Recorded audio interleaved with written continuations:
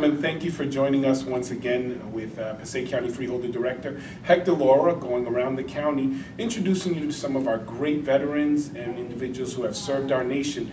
As I mentioned before in previous segments, this is just a wonderful and special initiative that was put together to try to introduce the residents of the county with not only employees and programs and agencies that serve our county, but with individuals that not only make our county special, but our nation special.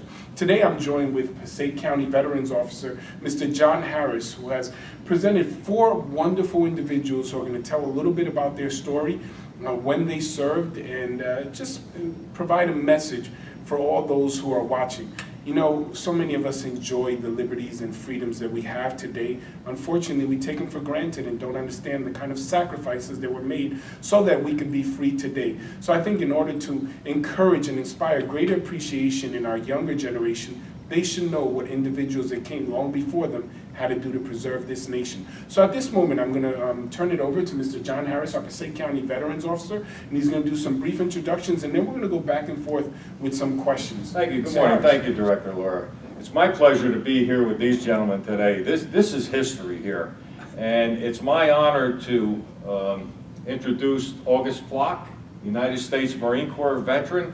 August is 92 years old. Next we have John Walton. He is a U.S. Navy veteran. He was in Pearl Harbor during World War II. And John is 100 years old. Next to him is Gerard Siccardi. Gerard served in the U.S. Army in the European theater and was actually in Hitler's house. And that's quite a bit of history there also. And Gerard is 95 years old. And on my right here is Tom Allen. Tom served with the U.S. Army at the end, towards the end of the war, and he is 88 years old. So it's my pleasure to welcome you gentlemen here today. And Augie, I'd like to start with you and just ask you what years that you served and where you served. Well, I joined up in, let's see, 1943. I went to boot camp. What was the next question? And where did you serve? I served in the Pacific. I was with the 4th Marine Division. And you're looking at one of the luckiest persons on this earth. And why do I say that? That's because I joined the 4th Division just after Roy Namur. There are 2 little islands in the Pacific that the 4th Marine Division more or less practiced on, but it was a real practice. And just after that, I was what they call a replacement. And we started training for Saipan Tinian. Of course, we didn't know we were going to Saipan Tinian. And time came, we were loaded up, so we all filled our sea bags and threw them in a pile. And this one fellow comes up to me and he says, "Ploch?" Yeah.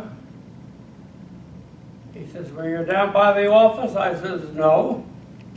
He says, "Well, get your ass down there right away." So I go down there and look at the board. And it says rear echelon.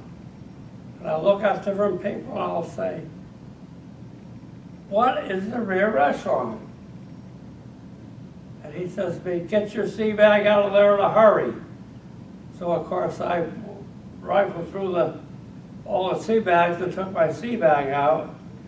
And then I found out I was staying back. I was one of the very few people that maintained the camp. So when they do come back, they got a place to come back to. So of course I missed Saipan Tinian. And after the fellows came back from that, we started to retrain again for Iwo Jima.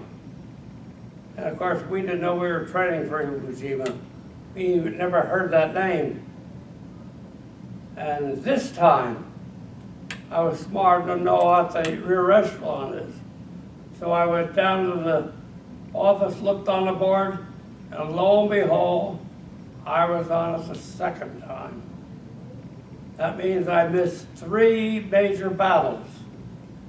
and that's why I'm here today. And I must say, when they came back from Iwo Jima, I can still remember the colonel coming up to me, and he says, "Ploch, am I glad to see you?"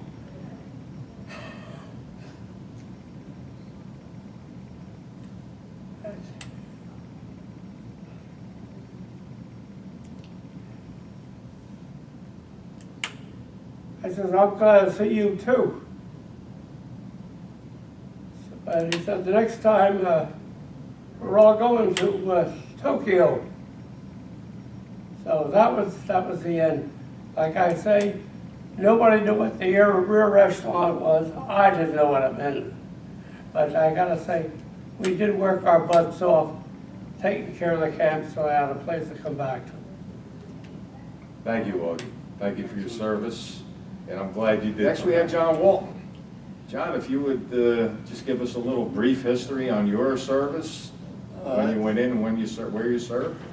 Well, I was in the Naval Reserve, and I signed up in December '40, and I went on active duty in March '41.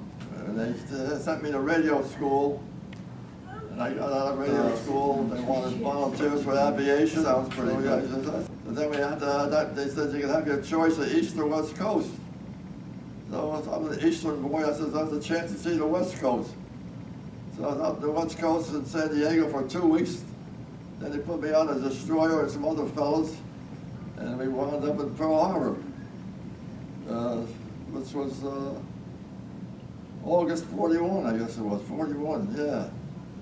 And then we had really beautiful duty out in Hawaii there until the day of what they call infamy. And then after that was over, I left. I was in Naval Air Corps, and I was a radarman in the Air Corps. We had the seaplanes at that time, the land and water, take off in water, twin engine jobs, and then I made second class, and then the ship was Curtis. They had a seaplane there, and they wanted a second class airman. So I was elected to go on a Curtis, and we wound up in New Caledonia. That's right off near, well, 40 years off Australia. And then we went shortly after that, we had a job of, they loaded up the ship with ammunition. I mean, what's going on? We went to see them. We wound up in Espirito Santos at the same day that the Marines landed in Guadalcanal. So we were the backup for the gang there as that was going on. Then I made first class, and they transferred me back to New Caledonia to form a new squadron down there, VS 65. And we stayed there, and then we went to an island called Funafuti, which is an island below Tarawa. And I went to this squadron there, and we had these seaplanes there. And every month we got the full moon. The Japs took off from Tarawa and bombed us every month. Then I stayed there. What the hell is this? 44. I guess I thought they got a chance to come back to the States, and in 44. And then I finished the war up in Atlanta, Georgia. That was Navy had an airfield there for the pilots to learn to fly an instrument flying. And that's what happened there until the end. They dropped the bomb, and then it was September I went home. I put 4.5 years in the service, 3 years in the Pacific. It wasn't too bad. Well, thank you, John. Thank you for your service. Next, we have Gerard Siccardi. Jerry Siccardi. Jerry Siccardi, United States Army, served in the European theater. Yes. Jerry, if you want to just tell us a little bit about when you went into the service and where you served. I went in service on February 17, 1942. I was drafted. And my first assignment was in Fort Eustis, Virginia. There I went to school for radar. I had a fairly high IQ, and I was chosen to go to the school in Fort Eustis. And we were transferred to Camp Davis, North Carolina. And there I was assigned to an anti-aircraft unit with 90 mm guns, and our assignment was to train officers and cadre for future anti-aircraft units. Well, we stood there for about 18, maybe about a year, and training troops, and we're firing our 90 mm guns on runs. The planes were it wasn't really the planes were being flown quite a distance, and we had to track them with the radar, and that's how we learned to work on radar. And then we were shipped to Camp Davis. From Camp Davis, we went to New York and Mitchell Field, and we're in. At that time, they expect to have an air raid in New York, and we were anti-aircraft. It was around the Christmas holidays, and from there we were sent to Camp Edward, Massachusetts, and we were in Cape Cod, right on the tip of the Cape, and we stood there maybe about a couple months, and we got shipped overseas, and the ship we went over was the SSC Porpoise, and we landed in Wales, and we're in the southern part of England, around Exeter and Wadebridge, and it was quite an experience to be in England. Of course, we were involved in quite a few air raids, and they shifted us around. And later on, we were informed that they were going to have the invasion, and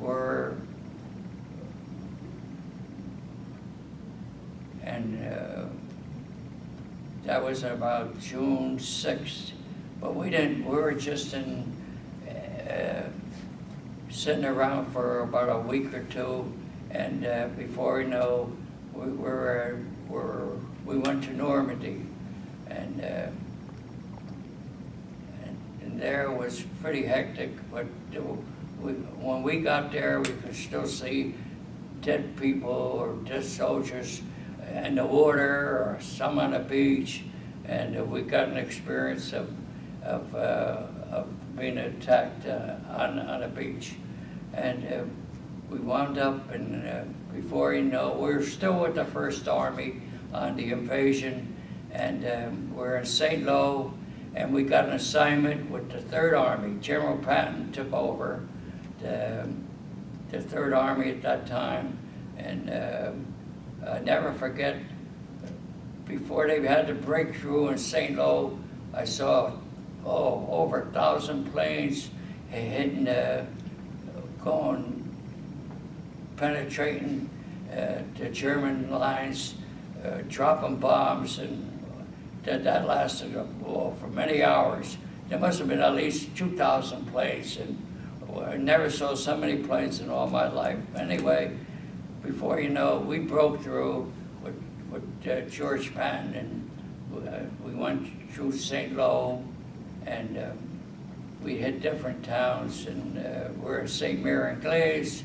We went to Cherbourg. These are all missions we had to do, and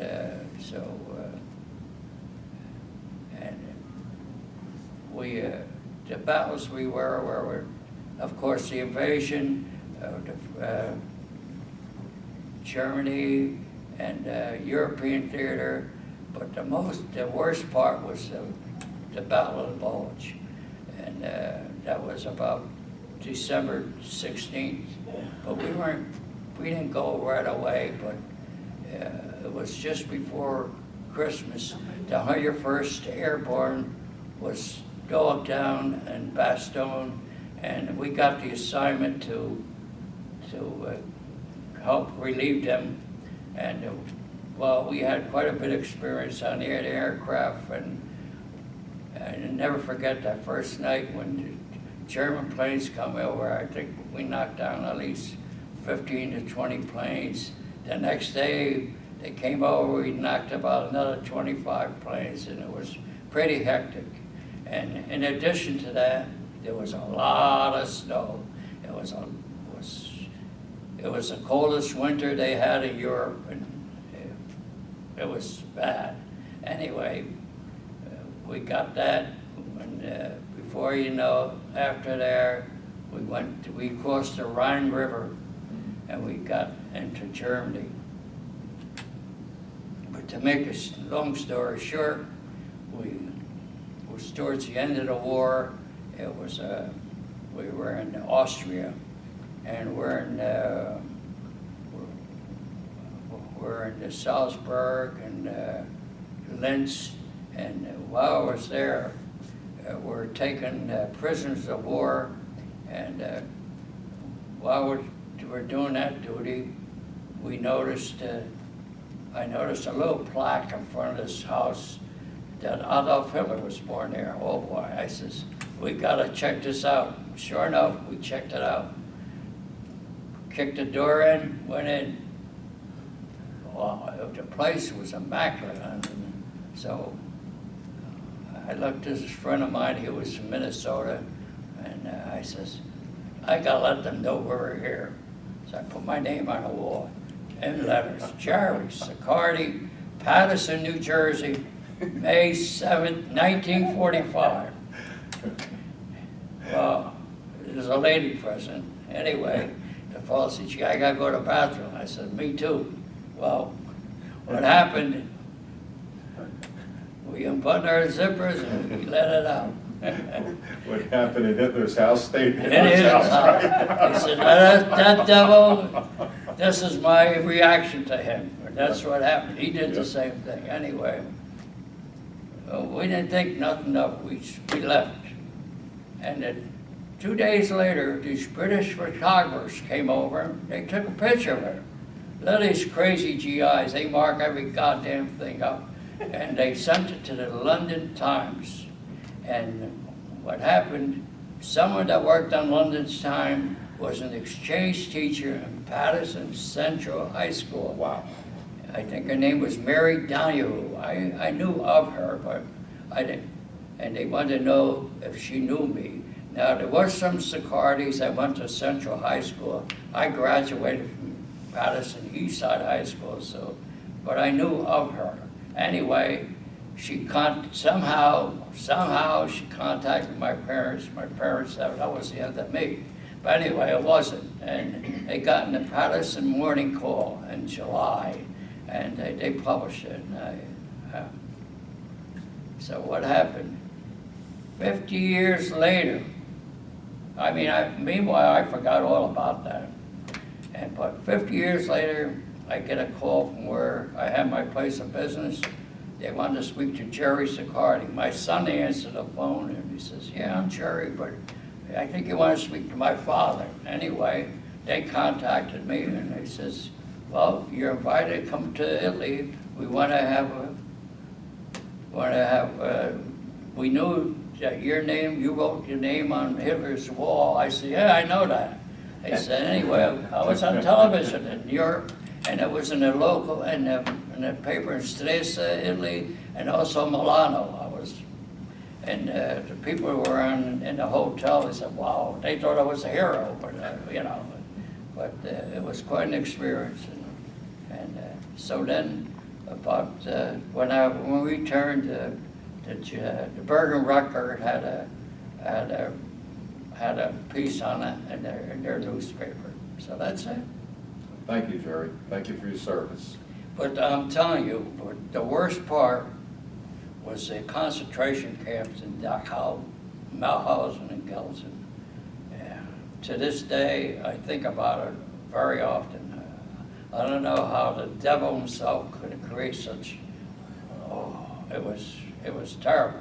The stench, the people, like they were placed there like a bunch of logs. It was just frightening. Sorry that I had experience, but it was different. Our unit got to delouse these people. It was pathetic. That was it. Thank you, Jerry. Thank you for sharing your story. Next, we have the youngster of the group, Tom Allen. He's 88 years old. You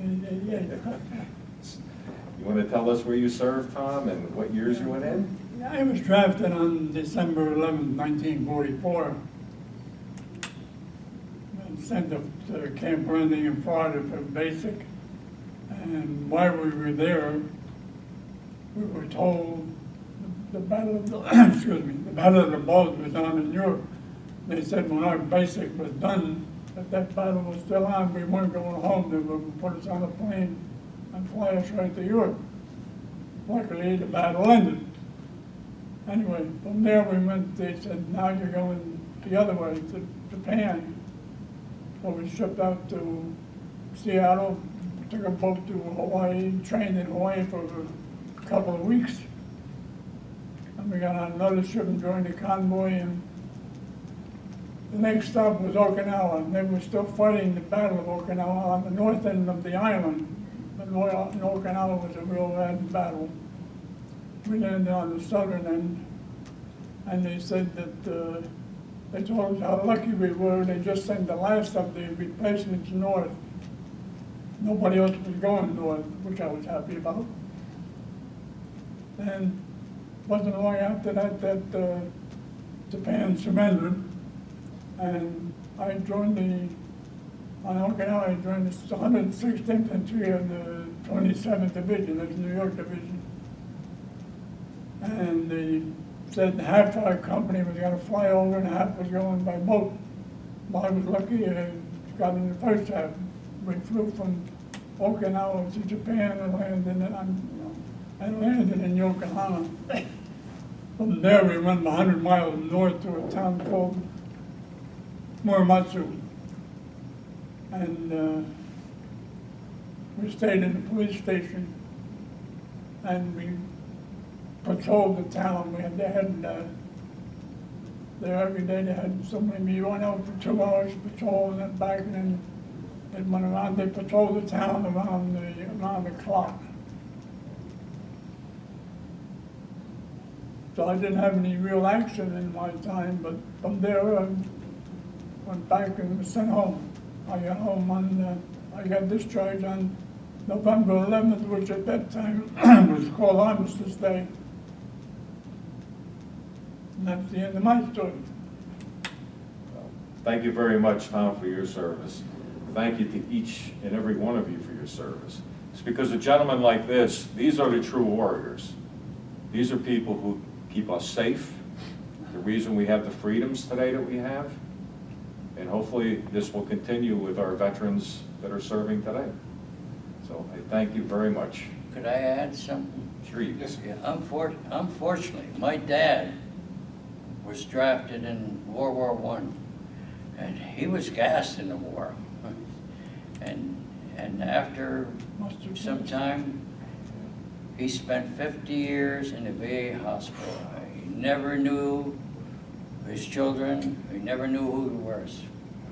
And then World War II came along. I had my oldest brother get drafted. I was the first one drafted in my family. And then my brother Frank went, and my brother Joe. My brother Frank was in the 747 Tank Battalion. My brother Joe was with the 66th Field Artillery Outfit. And I was with the 217th Anti-Aircraft Battalion, so there was three of us in service. Luckily, we all made it back alive. My two brothers are now deceased, but but we paid our dues and we're proud of it, being American. God bless America. Rightfully so. God bless America. Thank you very much, Director Lora. Thank you all very much, obviously, for this opportunity, and thank you guys for joining us for this segment.